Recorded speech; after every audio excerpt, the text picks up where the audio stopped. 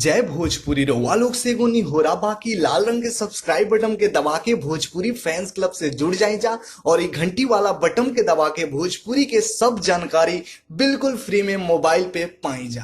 सारे काम हम भोजपुरी को देखेंगे तो देखेंगे किस तरीके से हम लोगों ने लिमिट किया है उस चीजों को और कितने अच्छे। अब पता नहीं आपने लाल घाघरा देखा या नहीं देखा, उसमें दिखेगा खून पसीना और पवन जी का एफर्ट दिखेगा कि रात भर उन्होंने किस तरीके से। तो ये इंडस्ट्री चेंज करने के लिए हम लोग आगे आ रहे हैं, तो आप अगर सपोर्ट करेंगे, अगर आप जैसे होता है ना कि बुरा और अच्छा, हम लोग अच्छे पे ज्यादा बात करते हैं क्या भाई जी? बिल्कुल बिल्कुल बिल्कुल बिल्कुल। हम लोग आपकी आवाज में थोड़ी और मैंने जैसे पहले ही बोला भैया आपसे, आप सभी से मैंने बोला कि देखने का नज़रिया जो है ना वो साफ रहना चाहिए, तो आपको हर चीज़ साफ दिखेगा। जैसे आप कोई भी लोकगीत हो या फोक सॉन्ग हो, किसी का आंसर अगर आप खोजते चलेंगे या ढूंढेंगे तो फिर सबन के आंसर तो वो है बा।